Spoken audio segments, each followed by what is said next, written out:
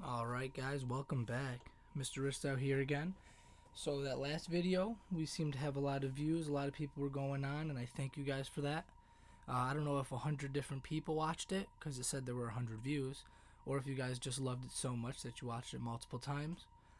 But either way, we are going to continue moving through the packet. I would like to thank Ethan for sending me a picture of his answer to the question at the end of our video last time. He had it answered completely correct. He had the solution and the check. And I just want to make sure that everyone remembers that these questions at the end of the video are going to be for you guys to earn tickets to put into a bucket, and I'm going to pick them, and you guys are going to win prizes out of it. Whether it's a gift card to Tim Hortons or Bella or something like that, just something to keep you guys motivated. We're going to jump into it though. We're starting on question number 6 in the packet. Question number 6 says, which expression is equivalent to negative 18 minus 64n? Now, what I want to do is I want to pull out some kind of greatest common factor between this negative 18 and this negative 64. Okay, so we're looking for the greatest common factor. Now, let's go back to 6th grade with this. We have our 18, we have a 64, and if we want to do the little greatest common factor chart, we know that 1 and 18, 2 and 9, 3 and 6. Those are our factors. And we're going to do the same thing with 64. We have 1, 64, 2, 32. And if you're confused where I'm getting these factors from, is it's what two numbers can we multiply together to get 64. So 4 times 16 is 64. And then 8 times itself, so I'm only going to write the 8 once. Alright? So as we take a look at our lists, we see that it's not very large, but the greatest factor that is common between 18 and 64 is 2. And that kind of makes sense because all of our answers have that 2 pulled out. We also see that we have a negative here and we have a negative here. So it's okay if I pull the negative out as well. So that negative 2 is going to be what comes out. So automatically what we can do is we can take a look at choice B and choice D and cross them out. Now it's just a matter of asking ourselves, negative 2 times what gives us negative 18? Negative 2 times 9 is negative 18, so you're going to have 9. And then it's going to be negative 2 times what gives me negative 64n. We know it's going to have an n in it. And negative 2 times a positive 32 gives me my negative 64n. The choice that correlates to that is choice C. Negative 2 times 9 plus 32n. It's the only answer that works. Now question number 7 is a lot about vocabulary here. There's not really too much that we need to know how to do. It's just vocabulary, really. Proportional, ratios, constants, difference. We need to know what all these words mean. So question 7, and before I get started, I do want to thank Kayvon and Cheyenne for taking the initiative and shooting me a text. They had trouble with this one, and I'm so happy that they reached out so that I'd be able to help them. And now I know that they're watching these videos. So I'm super excited, guys. Good job. Keep up the good work and keep working hard. Question 7 says, Verda used a sensor to measure the speed of a moving car at different times. At each time, the sensor measured the speed of the car in both miles per hour and kilometers per hour. The table below shows her results. So the speed of the car was 11 miles per hour, which was equal to 17.699 kilometers per hour. Then the car was 26 miles per hour, which is 41.834 kilometers per hour. Then the car was going 34 miles per hour, and it was equivalent to 54.706 kilometers per hour. So what the question is asking us is, based on the results, which statement describes the relationship between m and the speed of the car in miles per hour, k and the speed of the car kilometers per hour. So we're really just trying to figure out what's the relationship between speed in miles per hour and speed in kilometers per hour. So in order to find out if it's proportional or non-proportional, because all of these have one of those choices, what we want to do is we want to take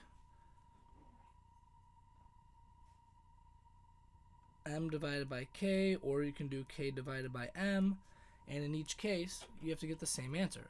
It doesn't really matter which one's on top, which one's your numerator, or which one's your denominator. But let's take a look. If we do the 11 miles per hour divided by the 17.699, we get an answer of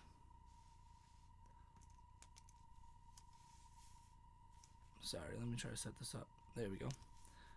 0.62150404.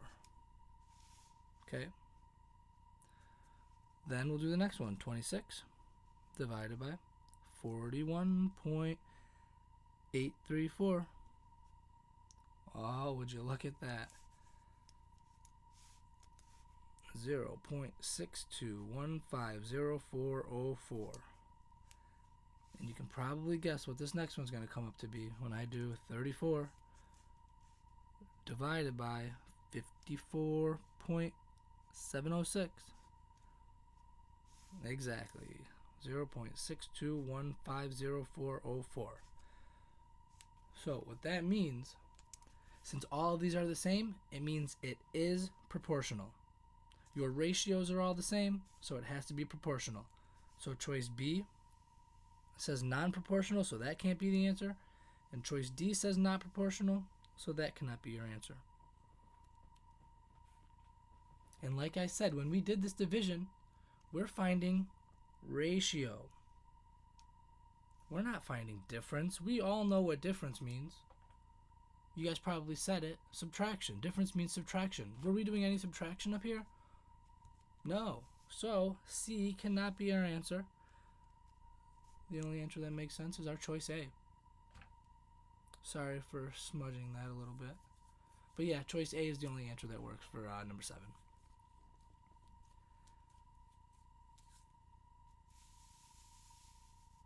And we're going to move to number 8. Number 8, if anyone got this right, I am super, super excited because this is a tough one. So I'm going to actually give us a new formula, guys. I'm going to break it down for us before we jump into it, okay? So this is a formula that we have.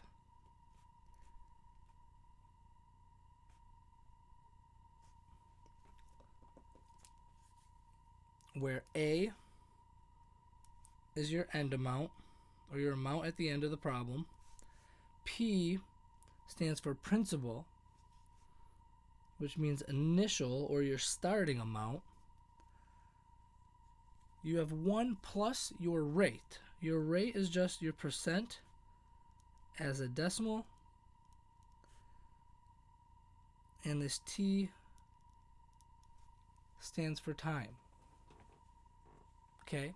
And the reason that it's 1 plus the percent as a decimal is because if we only did the percent as a decimal, it would be the amount of money that we earned off of simple interest. But we have to take that and add it to the total amount, that $70 that we started with. That 1 represents the entire starting amount, because we know that 1.00 or 100% of something is the whole thing that we started with, right? So using this new formula, I'm going to go ahead and I'm going to plug in the information that we do know. So our end amount is what we're trying to find. Our P, our initial value, which is the $70 deposit, times 1 plus 4.5%. If you move the decimal over twice, you now have 0.045 raised to the how many years? 3. And this is just going to be 70 times 1.045 raised to the 3rd, Let me get my handy dandy calculator out for us.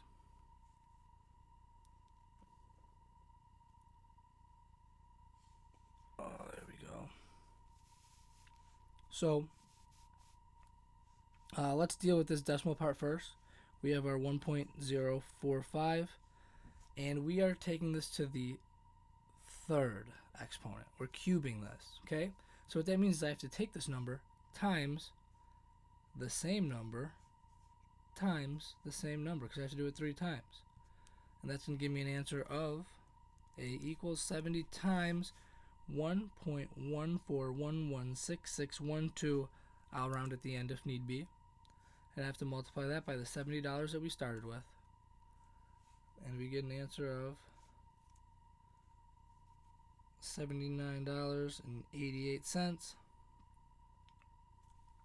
When we take a look at our answers, it doesn't match up perfectly with one of the choices, which makes me think we should have did the rounding earlier.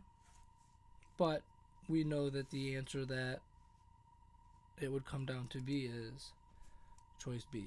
It's closest.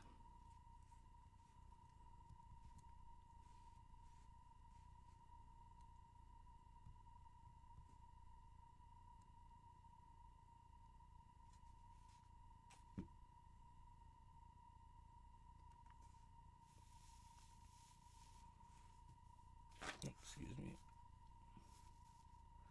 Number 9. Number 9, there's really no work to do here. It's just a matter of being able to read a statement and trying to figure it out from there. Okay? So, we have the temperature after a decrease of 5 degrees from a temperature of -5 degrees. And we want our situation to result in a value of 0. So we want one of these to equal 0. We're going down 5 from -5. So A, we are going down 5, which is -5, starting at -5. What's -5 minus 5? It's -10. Does that equal 0? No, it can't be A. Let's try B. The height of an airplane after taking off from ground level, rising 1,000 feet. So we should know that ground level or sea level, whenever we hear those things, you're starting at a height of 0. If you're on the ground, you're 0 feet off the ground. You're on the ground still. If we raise 1,000 feet, we're at 1,000 feet. Is that 0? No. Choice C.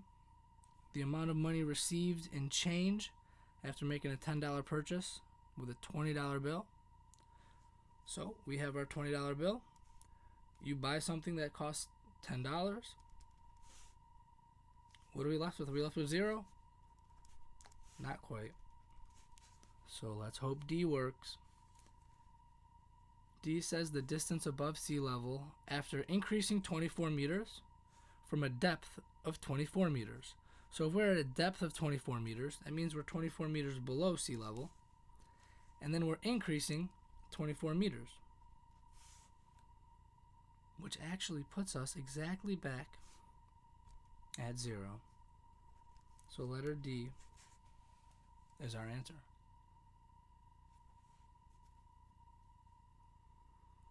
Wasn't much math to do here. It was just a matter of, do we understand what each sentence is asking us? And we just had to find out which one has a result of 0, which one had an answer of 0.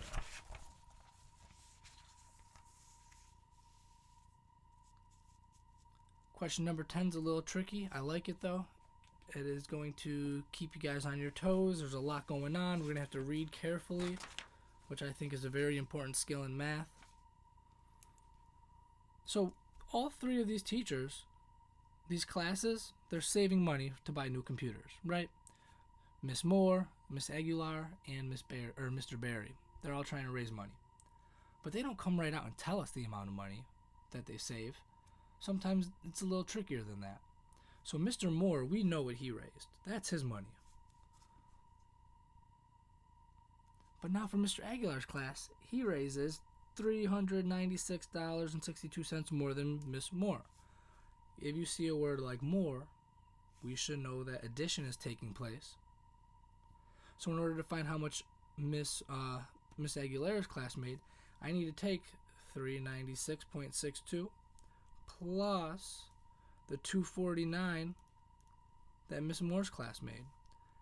And when I go ahead and add that up, I get $645.62 is for Miss Aguilar's class.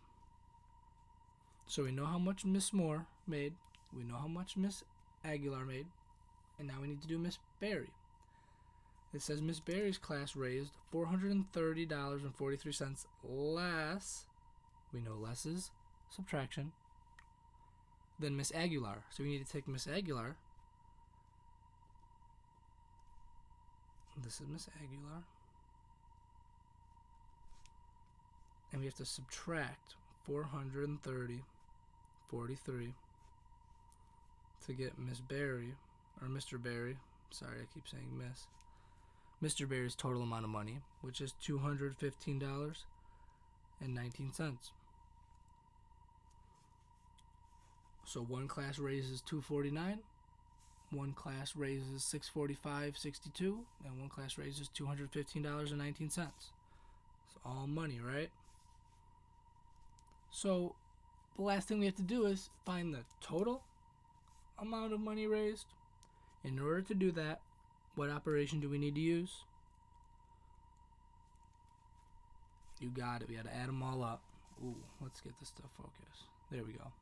We have to add them all up. So we're going to take 249 plus 645.62 plus the 215.19. Add all those up, and we get our answer of $1,109.81 to buy computers. Take a look at your answers. Does this answer match any of our choices? And it does. Choice D. Choice D works out perfect.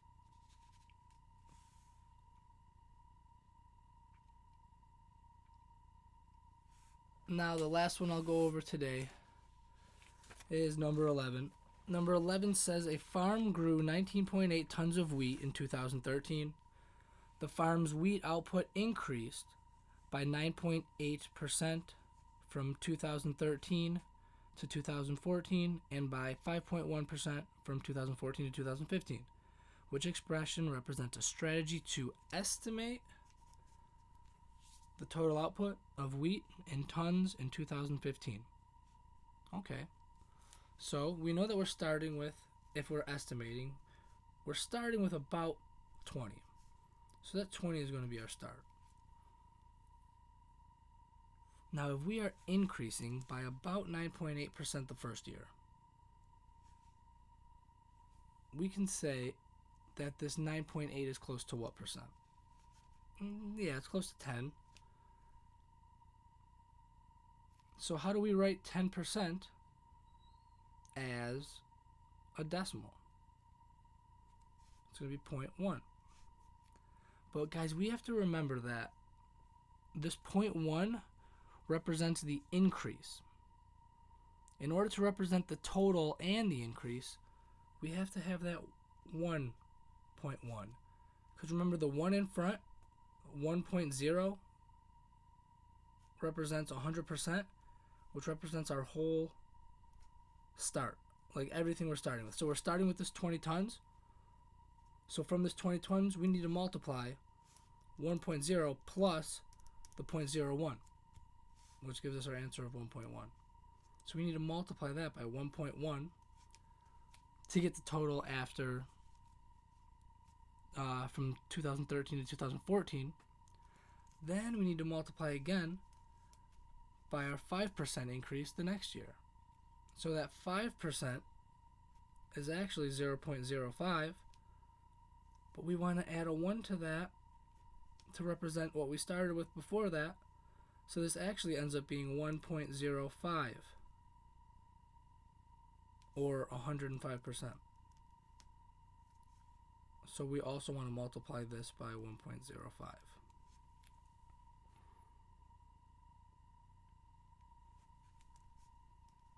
And this is actually our final answer.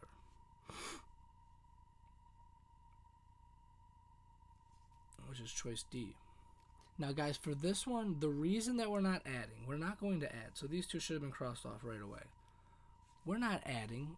We've done several percent problems, and every time we're multiplying. It's percent times the old. Right? New equals part times old, or whole equals part times. We've been doing things for the last month pretty much before this outbreak happened, and we always multiplied. We're not adding. And we can't just add 10 and 5. We know that our percentages have to go into decimal form. D is the only answer that makes sense. Okay?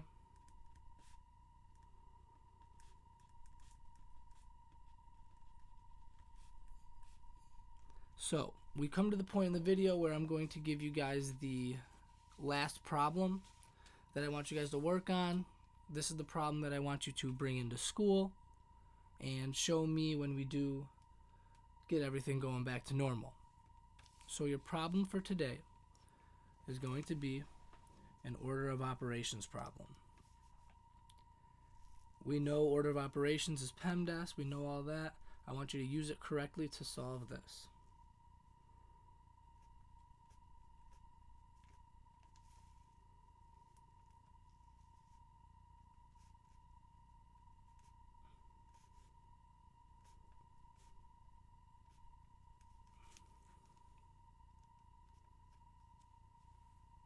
We know how to deal with parentheses. We know how to deal with exponents, multiplication, division, addition, subtraction. We can do this. Here's your problem.